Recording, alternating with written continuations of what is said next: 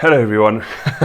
Same shirt, same guy. We're going to talk about something today that is so important to any great work of art really, which is pulling and pushing the eye. Not literally what draws the eye, what naturally draws a human eye to look at it, and what pushes that same eye to look away from a certain place. So this is pushing and pulling the eye through shapes, lines, colors, and contrast. Enjoy.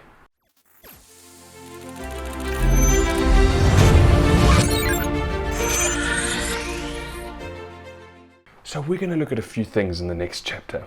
We're going to look at what draws our attention in an image, what leads us through an image, such as leading lines, the different shapes they can be, how certain shapes will pull the viewer through an image, and how certain colors will push the viewer's attention. You want to use all these tools to your advantage. You want to make sure the viewer's eyes go exactly where you want them to. If you want them to travel through the frame, they travel exactly where you want them to. If you want them to land in a specific place, you have to bear in mind what draws the human eye.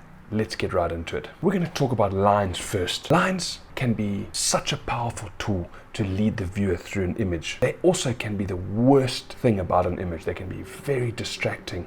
They can destroy an image completely if they're in the wrong place, if they don't conform in some kind of pattern, or if they're not used as a tool to lead the viewer through an image. They can be the downfall of an image. But where they're used well, they work incredibly well. The first thing we're going to look at is horizontal lines. Horizontal lines are probably the most basic form of any kind of line in an image, and is usually very prominent in landscape scenes. Horizontal lines can, it's said to be, evoke a feeling of calmness, of serenity, which is why they work so well with landscape images against the horizon line. They give you a feeling of peace and calmness that a landscape image can come with. Now, you've got to understand that every image is different, and these are just guidelines of what lines can do. You can have the most aggressive scene which is filled with horizontal lines, but it works. Like I said, these are just guidelines.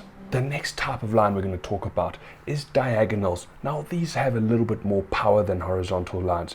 They evoke movement, they suggest movement. So when used with a subject that's moving, have a very powerful effect. Usually they go from corner to corner, but aren't restricted from corner to corner. Like anything in photography, there's lots of room to play. But where you can get a subject and diagonal lines, you can very easily evoke a story of movement and suggest that your subject is on the move. Next we're going to talk about vertical lines. Now this is a gray area, and we can only suggest that how sometimes vertical lines can align with your vision. Usually vertical lines are really good for showing scale, giving a subject a sense of size and making that size easily distinguishable, easily understood by the viewer. So having a large subject positioned vertically where the lines of your subject are vertically aligned will help to give scale to your subject, to help the viewer feel that they are dealing with a large subject, a large animal, large buildings, whatever it might be. Vertical lines help give your subject scale. Next we're going to talk about converging lines. Now these are immensely powerful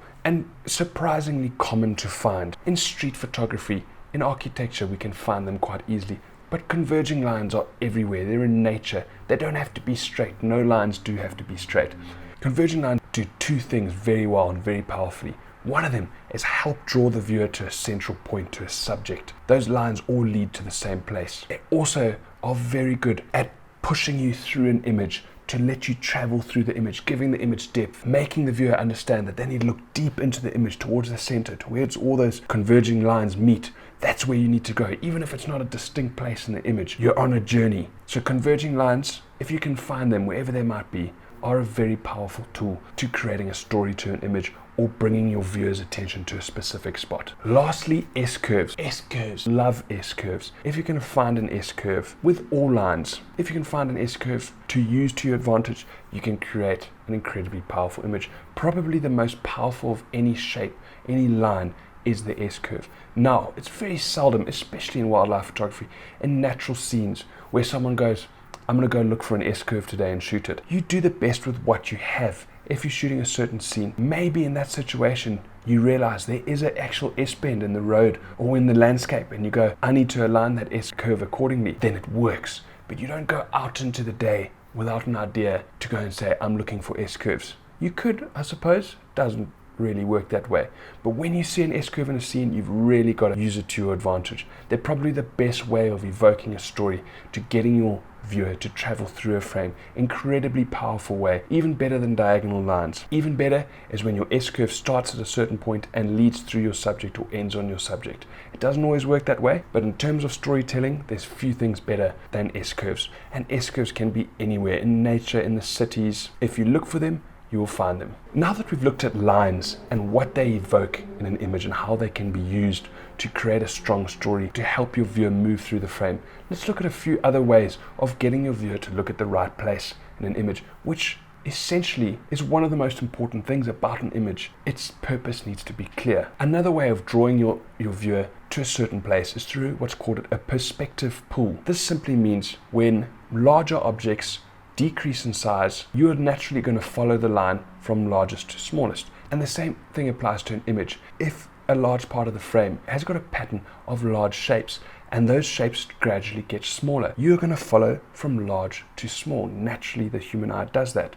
So when taking an image, if there are patterns in a scene, leaves, breaking up ice, pebbles, use perspective pull to your advantage. It's a very powerful way of leading a viewer to your subject. So instead of just shooting above those patterns and giving the impression that they're all the same size, get low, change angle, and use perspective pull to your advantage. You won't regret it. Another way of pulling the human eye quite naturally is through color. Instinctually, all humans are drawn to saturated colors, less than they are to dark and dull colors. This doesn't go to say that every subject of yours needs to be overly saturated. You can very easily overdo it and make it look unnatural and unpleasant to look at. But bear in mind that some colors are going to pull the attention of the viewer more than others, and use it when necessary, but within reason. Take, for example, a lion in green grass. Dark green colors, as pleasant as they might be, do not draw the eye as much as the more saturated beige, orangey color of lions. So in a scene like this, your viewer is immediately drawn to the lions because they are a more saturated,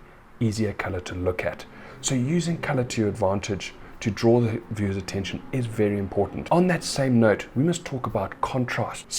Subjects that contrast heavily with their background are going to draw the human eye, and this might seem contradictory to what we've just talked about in pulling the eye with color. But you remember, not all of these guidelines are applicable to every single image. Sometimes only one, sometimes only a few, sometimes all of them. You've got to take each image differently, and in some images, color pull is going to be a very strong factor. In other images, contrast pull is going to be a very strong factor. In some images, none, and you're entirely relying on leading lines to get the viewer's attention to where it must be. So in contrast pull, your subject simply contrasts in brightness to its surroundings, and in this case the viewer's attention is drawn to it through contrast. Your subject could be very dark and the background very bright. Immediately you're going to be drawn to your subject because it's holding so much contrast, so much visual mass. And it could be the opposite. Your subject could be very bright and all around it be very dark, and again you're going to be drawn to your subject because it contrasts so heavily with its background.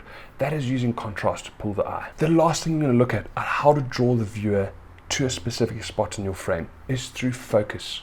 Whatever is in focus, quite simply, is going to draw the viewer's eye first. You could have a scene with a lot of subjects. The subject that is in focus is more than likely going to draw the viewer's attention first. Even, for example, if you have two subjects that are almost identical, like these vultures, for example, one of these vultures is in focus and one of them is blurred. They're both looking into their frame, their positions, their postures are the same.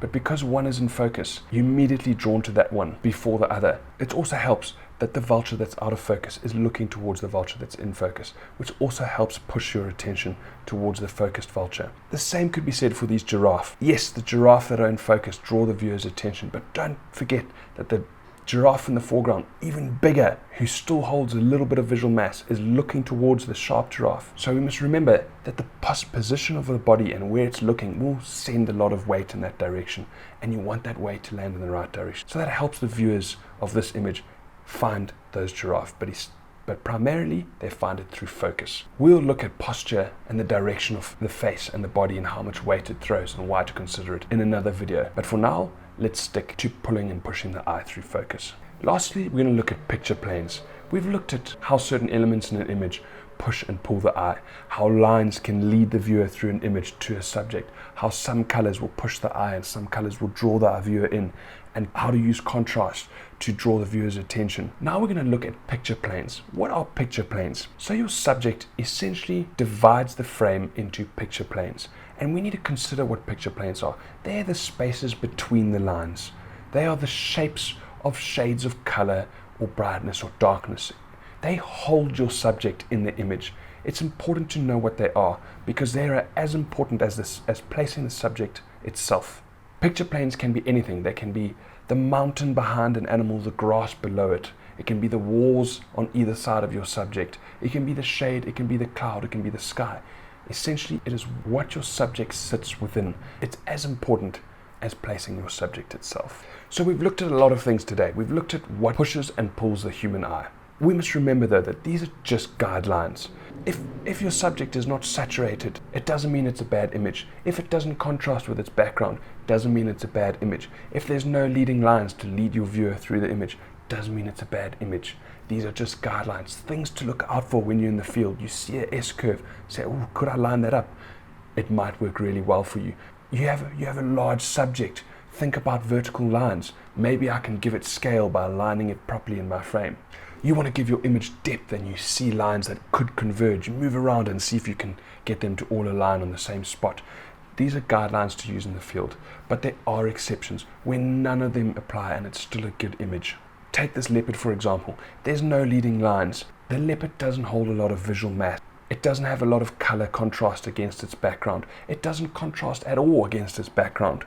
You'd think that because none of these pushing and pulling guidelines apply that this is a bad image, but it works. It exhibits the essence of a leopard and how it can hide so well. It does work, and the same applies for these lines. No lines leading the viewer towards the lions. And there's very little contrast between the lines and what's going on around them. They're actually quite hard to see, but that is what I was trying to say, is how lions can disappear in the long grass. And that was the vision I had. So sometimes there are exceptions, and never ever hold yourself to one of these guidelines as if it's a rule, because you will find it very difficult. Keep them in your mind, know what they are, know why they can be so powerful, and let them guide you at the very most. I hope that all makes sense. I hope you enjoyed, and we'll see you for the next one. Cheers.